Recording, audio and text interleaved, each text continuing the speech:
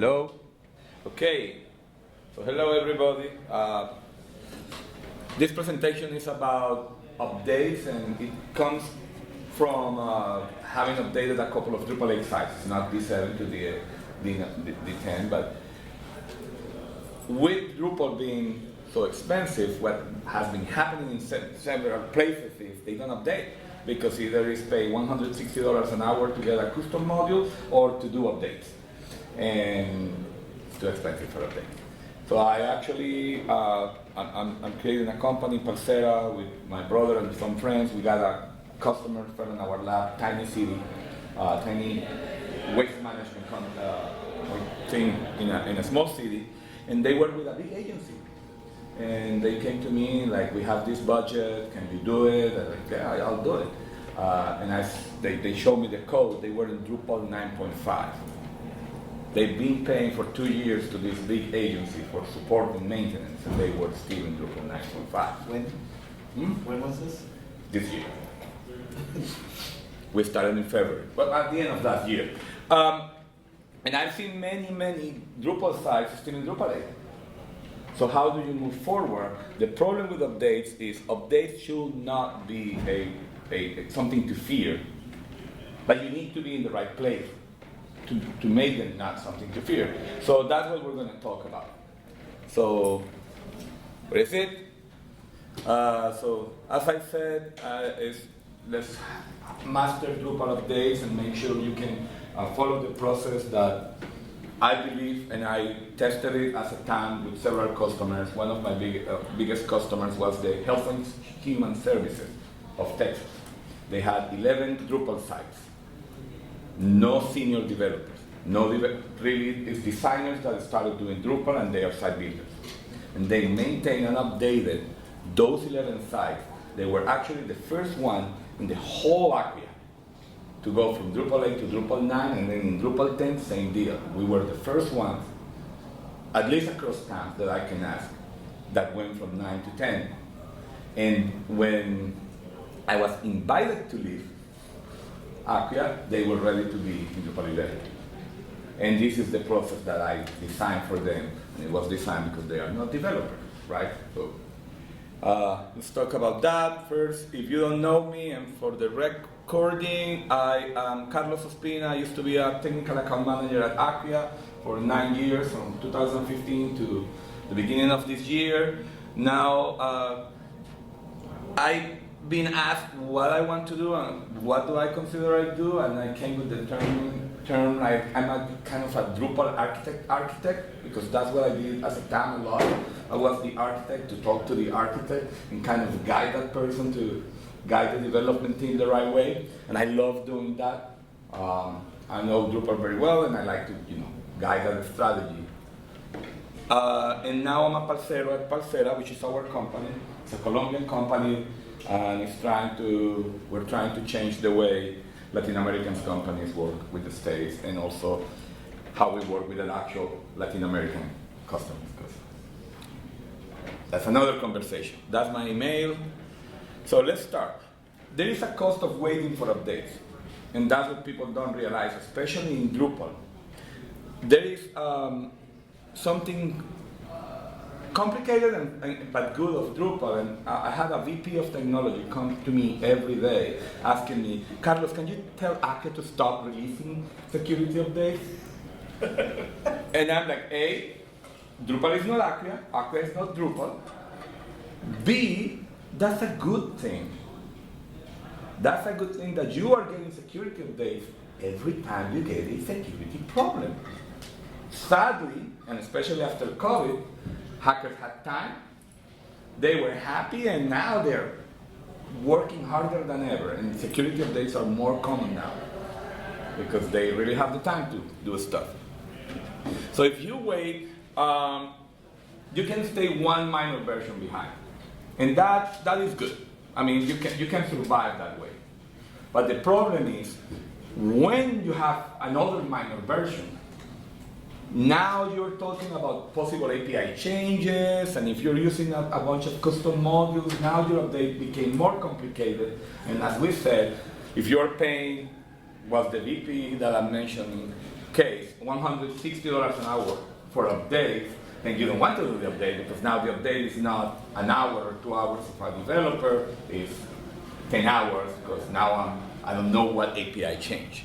Now you don't do it, so then you are multiple minor versions behind, and you basically cannot develop anymore. I mean, everything that you're gonna do is deprecated or outdated. You should not be doing custom modules that way.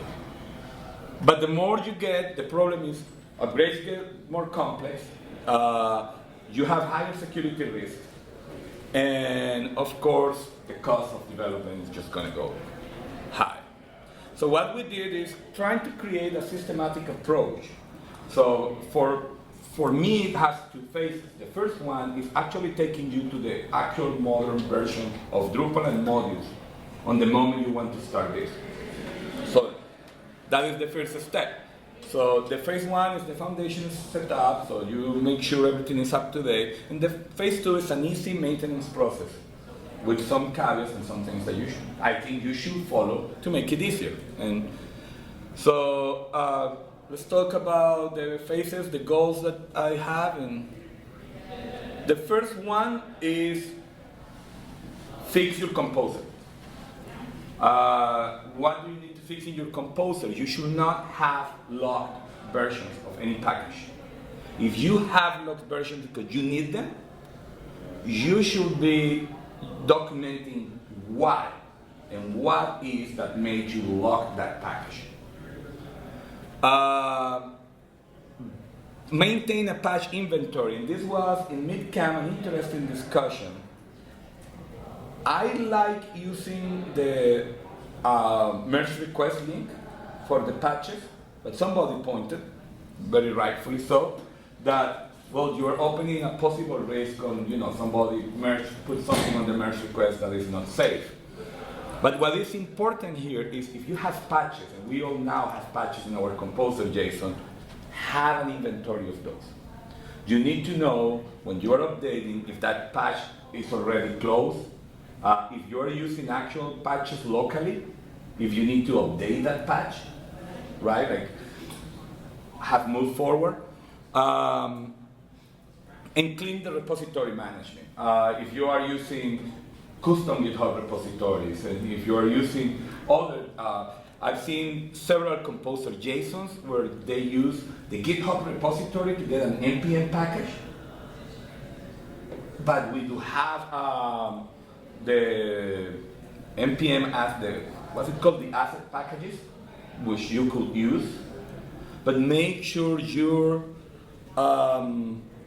composer file is well maintained and it's not going to give you that long list of problems, because composer is not really good at showing what is the actual config. And of course, if you haven't done it, and start thinking about configuration management strategy. For big sites, I say you need configuration management, but now for small sites, we have project browser and automatic updates. And if you are in a hosting like Repeatable, you're going to have automatic configurations. Then maybe you don't need configuration automatic updates. You may not need configurations, but the bigger your site is, start thinking about configuration management. And this is important because of this. If you have a correct configuration management and updated strategy, you can see when you run Drush UpDB, if something changed in the configuration. You're going to find issues, and we're going to talk about them, where the configuration management in the module changed, and they changed a couple lines. They just changed the order, and now your configuration is never going to be the same. But you're going to have issues that are more complicated. A good example, and I think I have it ahead, but I can talk about that, is a customer of mine came, they had a site factory, about, at the time, 11, 12 sites, and they died, moving from 10.1 to 10.2. And they completely died, and we started digging what's going on, and I found a message saying that Drupal was telling us, hey, I don't know what the heck, basically, he was saying. What is this stale file threshold value? So then I went through the updates manually and started reading. It happened that from 10.1 to 10.2, there was on-site performance, a variable that was the stale file threshold that Drupal used to clean up files. But we took it away, I can remember why. They did the update, and after the update, they never exported configuration. So the configuration on this, which is the boss of configuration, came back with that entry, and for some reason, I believe it was advanced aggregation that they had, read that and tried to use it. And Drupal, boom, explode. So configuration management is very important because it can, harm you. So what do you need to do? First, you need to see what are your versions behind and how behind you are. So you saw at the beginning, we're going to take you to the future. The way I approach this part is actually like a trip to the future. Think about dates. Where are you living? So if you're on Drupal 8.9.20, you're around 2022. That's where you're living. And you'll see why. Note what you have on custom modules and themes, but the most important thing that you need on that inventory is what APIs are you using from content modules and from core. Because here comes another example. Same customer, they were good at finding those. They had a custom module to modify conditional fields. So they were adding some more conditions. I never understood what they wanted to do with the use case, but we did another update and that module stopped working. No errors, no problems, no widescreen update. It simply was not doing the conditions. We started digging up. They were changing form state, or one of the state variables. I believe it's a state.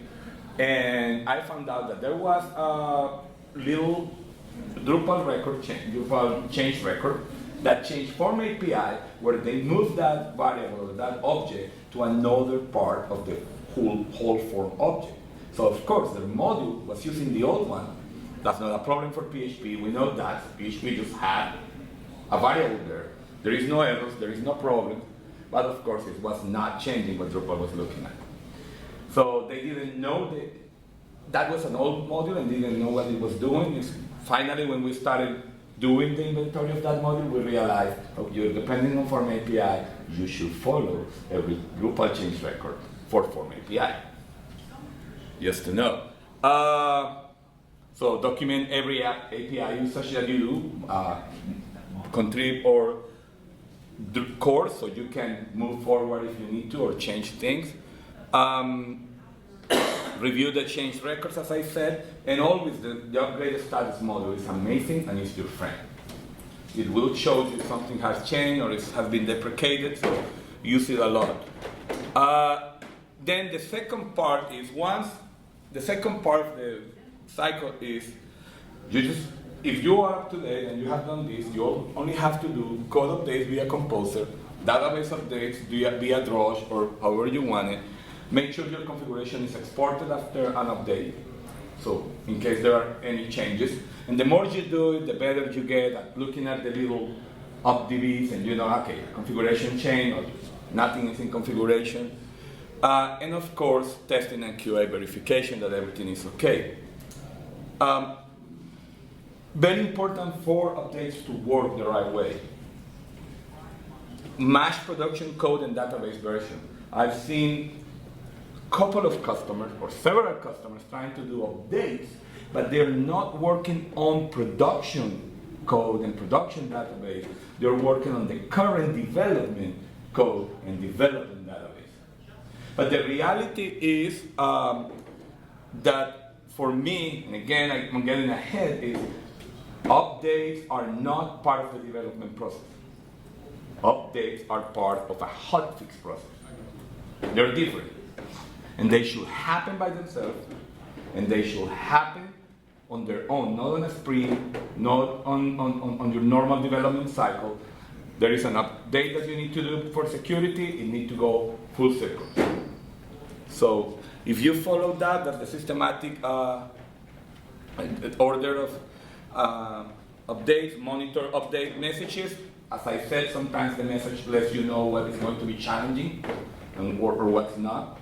Like that example I did of the scale file threshold variable, there was actually an update message that said, we are taking these out from system performance configuration, which should have been for my customer the trigger, oh, I need to export configuration after the update. And of course, export configuration if you detect something like that or at every point.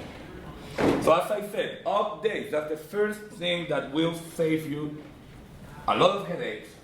And this is what I have not seen many customers doing or Drupal users doing. Is for everybody is like, hey, do this in this module, and by the way, run composer update. And they do updates part of the normal development process, and that's a big mistake. Updates needs to be a standalone process. They're not regular sprints. They are more a hot fix than anything. And at the stable points, and we will talk about stable points, and it's points where you need to stop and probably deploy to production for several reasons. You need to do a full release cycle. So updates start on code and database from production and end on code and database from production. Doesn't matter where development is. Development needs to get that later. Must be deployed to production. It's very important that you synchronize with your team because you will have new database updates probably, and you surely are going to have different versions of Composer and the code. And you don't want somebody developing, adding a new module, so now you have a composer that is different in different versions, so you can imagine the problem. And it's what you don't want to override the updates. I've seen it in customers. They run it with somebody's running it, and a developer is also working on composer.json.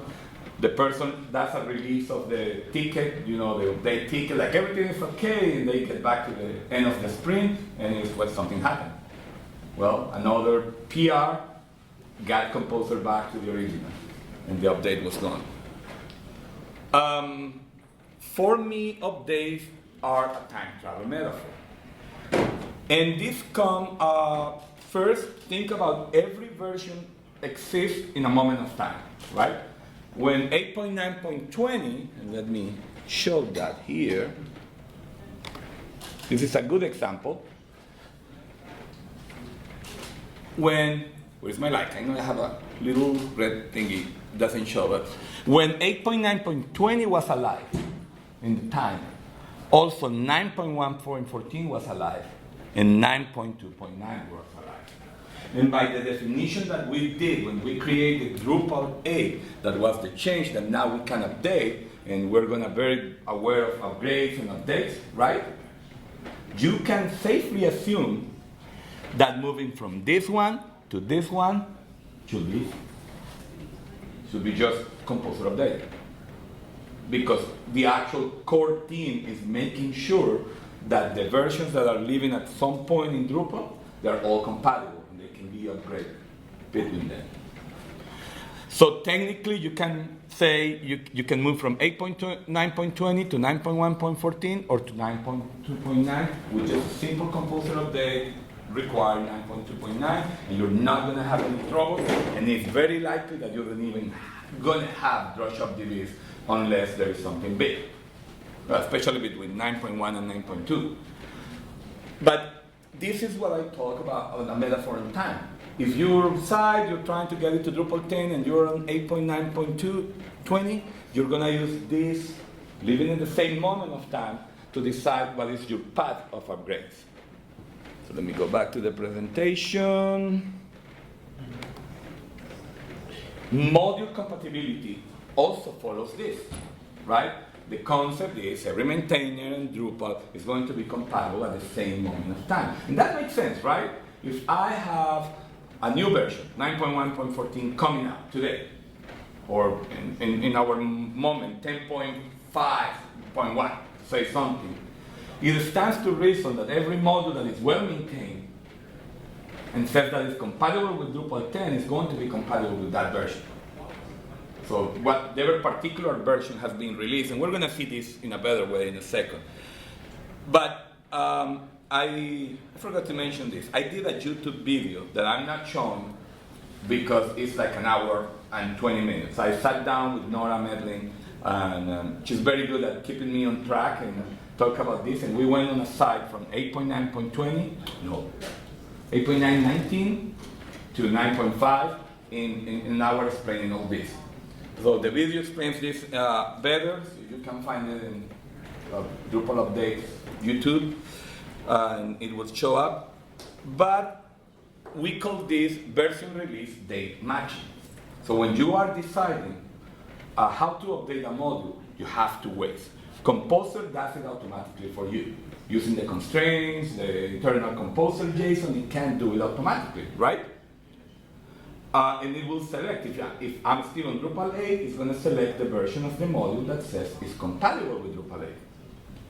But when that is not the case, and this is another example, and it's a very common module, Joe's SEO. What's the problem with Joe's SEO? For some reason, they decided not to maintain this. So if you're in Drupal 8, and you tell Composer to run Composer update, with most modules, you usually have a version that is older and says 8 and 9, and a modern version that says 10 and 11. So Composer will get the one that is compatible with your Drupal 8. With Joe's, it gets, so remember, we're traveling in time. If you're on 8.9.20, we're talking that our world lives in November 17, 2021. That's where we're living. All the code that we use should be compatible on whatever existed on November 2021. But with Joe's SEO, you run Composer update on a Drupal 8 site and you get version 2.1. That is January 11, 2025, 4 years later. And of course, and in the video it happened to me, and I showed it, the site gave an error. I mean, it's too many changes. So what do? You choose the right version that is living at the same time, and this is what we call version release date matching. I go and see all the release of Joe's SEO, and they usually have, and I'm pretty sure we need to go to a 1 point, so I'm going to do the 1.9, and you see the dates here, right? So the reality is that if that happens, like this example, and I'm just getting to 8.9.20, so the first step, if I'm on 8, is to get to the latest 8, right? Minor version by minor version, to be safe. I'm getting to 8.9.20, I should be using probably 1.7.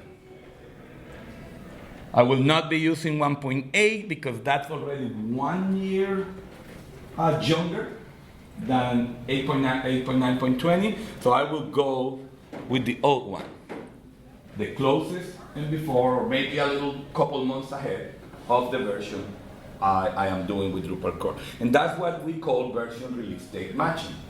So at this point of an update, I will lock Drupal on 8.9.20 and I will lock Joe's SEO on the 8 and the 1.7, just to make sure it's compatible. If it doesn't make sense, raise your hand, tell me. I think I have some more, or we can show some more specific examples. So let's do the practice. Can't remember how I did it. So first, let's talk about the stopping points on the process of updating. There are two different types of stopping points. The actual stopping point, and if this is, you got to a point where your custom module actually needs to be recoded because we are about to move from one version of Drupal or one version of one module to another that actually change the API of the module. So my custom module needs to be fixed before I can move forward. Or, custom code compatibility. I have module version conflicts right now that I need to solve for some reason, whether it's creating an issue on the module. There is a point. I'm not in the latest one. I may be right now on 9.5 for. But because of my custom code, my theme, etc., I need something else to happen so I can move forward. This is a stopping point. A stopping point, either of them, means I have to stop my updates, release everything completely to production, tell my team, hey, there was an update, and they need to make sure they get whatever changes composer.json has, whatever changes in configuration there are in the files of configuration, and whatever changes if I did on the team or the custom modules.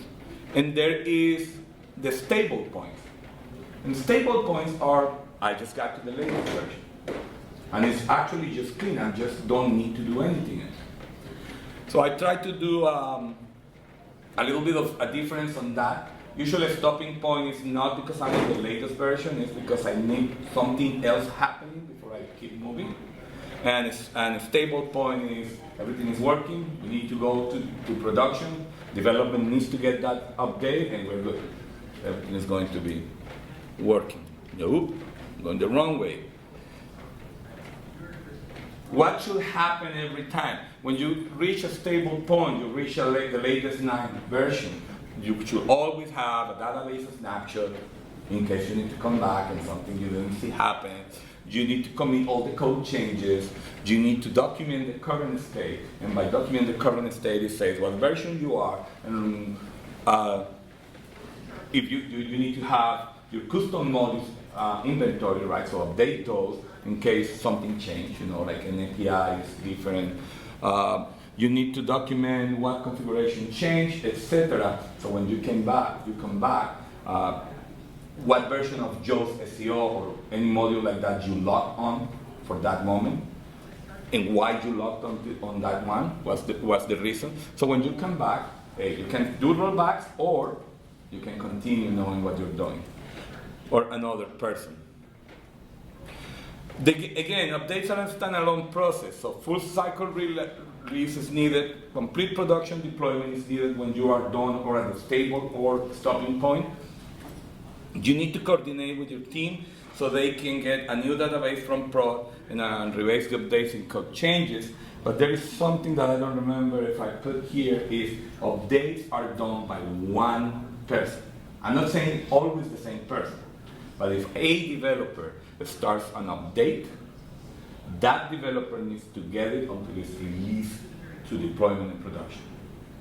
Because then you risk, a little change in a module that creates compatibility issues, and you're gonna get the big composer thingy. So the video is right there if you wanna see it. I did plan to do, at the beginning when I did this, I wanted to do like live configurations and updates for that, but then I realized it's going to take like an hour to see and see each module. This is a trial and error. You're local, so you can mess up the database. So always, that's why you want the snapshot. But sometimes you just need to run composer update, realize a module is giving you issues. If a module is giving you issues, you do version date matching, and you go and I will try to show the version date matching video in a second. I just want to make sure we have time to talk. So, in the video around the beginning, what we do is the setup for everything is, if you're on Drupal 8, and this is important, only if you are in Drupal 8. When we created Drupal 8 and we started doing Composer, they use Composer Create Project with one project package for 8. And then we moved to Drupal Recommended Project. And that was during 8. So if you're on Drupal 8, the first thing that you want to do is change the Composer, so it matches the other one. And I showed this in the video, but it's a simple process. Just create an empty Drupal 8 with Composer Drupal Recommended, locking on version 8, and copy your pieces of your Composer, so the whole structure is there. What are the differences? In the original, we will include Drupal core in Composer, but now we include Drupal core recommended. And that has a difference on how core requirements come into the Composer. but you should do that. Making sure you have installer paths, because we did not have that, and this is special for Drupal 8. Make sure your installer paths are good. And on the other one is, I recommend using ddev or any local, but especially ddev. Ddev is easy, so this should work locally. And the reason is, as I mentioned, you can mess up and then go back and then try again and find out what modules and, you need to log. Be aware of proper PHP version management. Again, go back to what's the time that you are living on. I had this update that we were doing, everything was okay, everything was perfect, and suddenly when I was about to release, we started getting big errors on the host. And it's because they changed the host to the latest PHP, in this case, and we were releasing Drupal 9. And of course, Drupal 9 tries to be compatible, and the modules try to be compatible at the time with PHP 8.3, but they weren't. So we had problems. And when you run Composer or any command, run it inside the dev environment. Because if you're on Drupal 8, most likely your laptop is way ahead in time than what your ddev is. I hope that makes sense. So if your ddev is using Drupal 8 recipe or whatever they call it, all your code is compatible with 2021. It probably is PHP 7.4, probably is an older MariaDB or MySQL DB. That's the one you're going to have in your development laptop. So run everything inside the dev environment, so you're running on the one. Some people will have Composer 1 if you are very back. So how do you work with the update challenges? And learning, the first thing, and it's the most challenging, I think, is learning to read those Composer config packages. But there is one trick on that. If you get a long list of Composer conflicts, find the least common. So you will see that if a module is conflicted with Drupal core, you're going to get at least 2 or 3 or 5 lines about Drupal core. That's not your problem. Drupal core is not your problem. But you're going to get just 1 line about the module that is actually giving you the issue. And that's the trick that I use. Usually in those long is because the module creates the conflict, say a module with another module, with one submodule and then Composer. That module shows up, and for some reason Composer tries different versions of core and gives one message for each one. And that's why it's so confusing. So the least common, that's going to be the one. And solve one issue at a time. If you find one module that is the problem, find a version that is compatible with the date of the version that you are trying to get on Drupal core. Fix that one, require it specifically, lock it on that version, and then you can see if you have other conflicts. Don't try to fix more than one conflict at a time, because again, the message is not clear. So get one at a time, fix it, move, and you may find some others, but one at a time. Do you find AI helpful for? Oh, we can talk about that. Yes. The answer is yes. I don't have it here. For those errors, though, put those errors in. But I've been playing, and I can tell you a little bit about that in a second. I wanted to show this. How do you choose the right version? And this is my thought process in moving with Drupal core. If I'm on 8.9.20, as I showed you before, right? We know 9.1.14 is alive at the same time, so I could go to that one easily. Or 9.2.9. I can get, adventurous and go to 9.2.9, but that also means modules, and if I'm using a lot of contrib modules, there is a little potential to be in trouble. So I will move sideways for me on the same day of release to 9.1.14. Then my next step is I'm on a new version or new minor version. I go to the end of that one. So to the latest one that they released, that was 9.1.15. Why? Because if anything happening there is minor updates. We have hook updates, right, in Drupal. Sometimes one of them don't run, but for any reason, your environment, your server may not run, but also sometimes, it's fringe cases, I know, but sometimes the update does not run, but it actually records it in the database as ran. So then it's not going to run ever, and you can imagine now the issue that you're going to have in the future. If it's a change on the schema of the configuration, or if it's a big change on the module or core, eventually it's going to explode on your face. So I'd rather go slow. So first sideways to the next major or minor version that I want to go, then forward to the latest release of that particular version, and then I go back sideways. So 9.1.15 was released the same day that 9.2.10, so I moved to 9.2.10. Because that will be an easy update. They are released on the same day. I have locked my modules to be on the same day if I need them. If Composer could not do it, like in the example I showed. Then I go to the end of 9.2. So the end is the latest patch version of 9.2, which should be very easy, right? It's 11 different versions of Drupal in this case. But since I'm in the same minor version, that stands to reason that they have to be pretty easy. It's just minor security things or etc. And then I move sideways again to the next minor version, based on the date. So I don't go from the latest Drupal 9.2 to the latest Drupal 9.3. I go from the latest 9.2, 9.2.21, to whatever 9.3 version was alive at the time.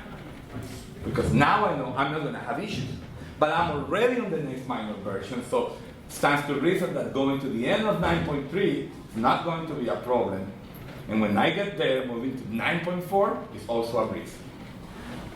So for me, I guess this is the core of how you can make your updates very easy, is understanding that concept.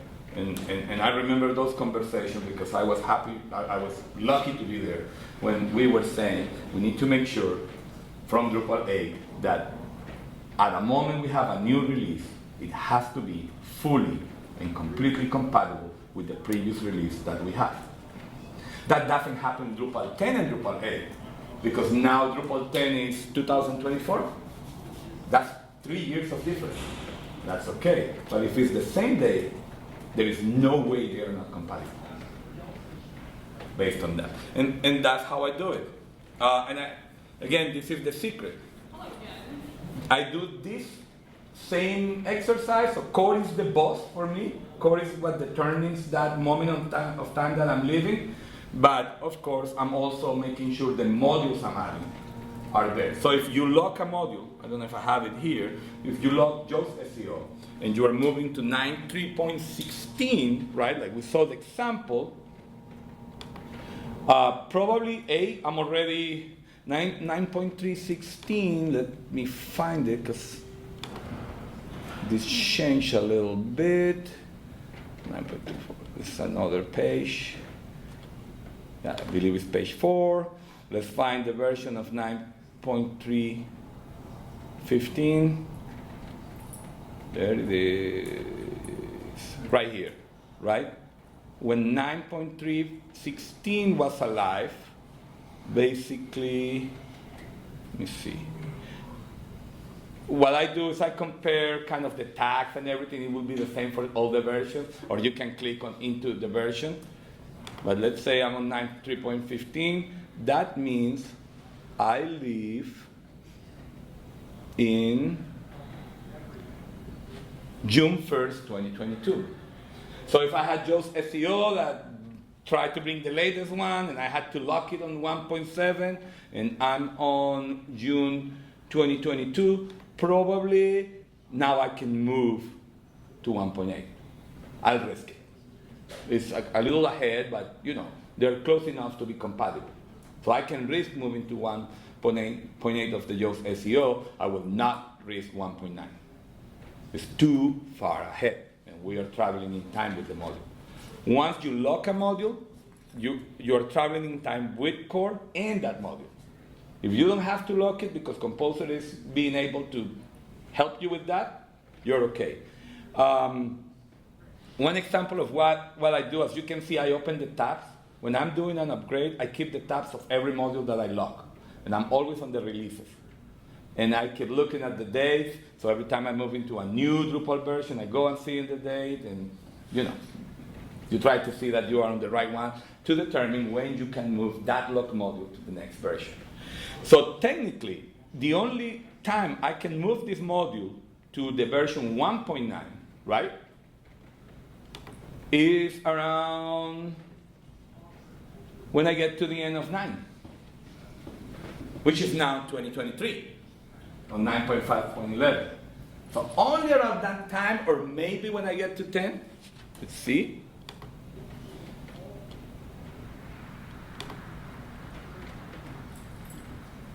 There you go. Maybe when I get to 10.2 something, I will move to 1.9. And only then I will move to the next version of JavaScript when I get to the end. So going back to the little traveling example, always move sideways on the same date. And when you move in a version, go to the end of that major version or minor version before moving to the next. So this is the story that I tell in the video that I invite you to see. I don't want to show the clips because we're going to take the time and I want to talk about what I have been doing with AI. That is not in here. Moving across versions, so use version release date matching. That's not my name, that was Nora. When we were doing the video, she's like, you're basically doing version release date matching. Like, yes, we're going to call it that way. Start creating a stopping and stable points. Not all points need to go. So a stopping point is I got to the latest 9.2. I may need to release that fully, but I will not know until I try to go to 9.3. Maybe when I go to 9.3, a custom module explodes in my face, and I know I have to go back to this stopping point, send it to production, tell the development team the next 2 sprints they need to work on fix this custom module. So it's compatible with 9.3, so we can continue. If you are way behind in Drupal, updates are not important, are paramount. So whatever development that you're doing should not take precedence between updates. Because if that is the case, you keep digging on the technical debt. If you keep moving your custom code forward without moving Drupal forward, you keep digging on that difference in technical debt. So what you want is to close the technical debt and be able to move forward without issues. On custom modules, if you have them, inventory of the app, all the APIs, you can use Cloud Desktop, I actually put something. Cloud Desktop and File System MCP. Or RuCode, I found it also to be very good. That's the tools I'm using. I personally prefer Cloud Desktop with the File System MCP because instead of having an IDE, I'm not a developer, I have a more conversational way with Claude. And Claude is pretty good. We did this exercise with a friend of mine and a client of mine where he wasn't a believer. I helped him set up Cloud Desktop. We set up the MCP and said that, well, I'm going to see if it actually knows Drupal. He has an old site we were talking about dates. It was a site that also was in Drupal 8 with a custom module that he made. He said, okay, Claude, explain this module to me. And as Claude was telling us what the module does, he was like, oh, Carlos, I did the module. That's exactly what it does. I know what it does. So it's pretty good on understanding what the code does. Errors and upgrades and status review is for automatic fixes with Claude is good too. So sometimes if your custom module gives you an error, it's mostly deprecated code. I have done is get upgraded status to do the analysis, give me the report in HTML, provide it to Claude, and Claude will go and fix the custom module. So AI can help you move in a stable points when modules need change and it's just deprecated code. AI is your friend. If the problem on the custom module is more important is actually you need to refactor the module for the new version. I may not do it with Cloud. So use version release date matching, and that's what I wanted to show. 8.9.20, 9.1.14, and that is just. And you can see. So if I'm on those versions, all of them that I have highlighted should be compatible because it's the same time. And that's really the trick. So for takeaway again, do it systematically, plan what you're doing, create critical paths. You remember the old Gantt project thing is that you have to identify the critical path of the project. Do that for your testing. Because in updates, since they have to start and end, you cannot actually have a full QA. So create critical paths, the things that cannot fail. Like your customers cannot see an error on that, on your website. Those are the ones that you want to test. If it's a little title that got offset and that's not something that you can fix. It's more important to be in a modern version. So again, it's all this is the same. Watch the video. Use the upgraded status. Version release date matching is your friend. DDEV is fantastic to do this because you can keep moving forward also your environment on time. You know, be on 7.4 for PHP or 8.1 or 8.2 or 8.3 as you move forward. Also with the database. Updates are a standalone process. Should be done systematically, but that makes them easier. And always have checkpoints when you get to a point, like latest minor version or something. Latest patch version, sorry. Your community resources, very important, are Drupal.org change records. In case you know what APIs you're using, issue queues for your patches, making sure the patch has not been released or you don't need it anymore. And of course, core announcements to know when you are going to do the next update, what's going to kill you. CK Editor 4 rings a bell, right? CK Editor 4 to 5 was announced. So here's where I wanted to come before it was too late. It's still too late, but do you have questions? Have you have experience with an update? Do you have any issues with an update that I can help you with? No? Well? As soon as you said version date matching, I was like, duh, yeah. It's so I'm simple. doing too much update. I can do less by doing that. As doing the version date, as you move through versions, is smaller steps, but you move faster. Yeah, I'm doing each version, 8990, 90 to I was doing that. 18, 9018 to 91, 910, too many steps. Exactly, and if you are if you've been working with Drupal, you can deal with that. But again, I did this for my customers that were not developers. Right. So or somebody. And they will come and say like, oh, it exploded. I don't know what to do. And of course, it's a big composer conflict or a big error, and it was overwhelming. So doing these tiny steps, Yeah. you just deal with tiny Probably doing two tiny steps. I can do bigger steps. Exactly. Computer 1, doing the steps. Computer 2, building something else. Oh, stuff. Okay, back up the DB. Okay. Exactly. Back in. So yeah, no, that's the reason. So thank you, and we are done.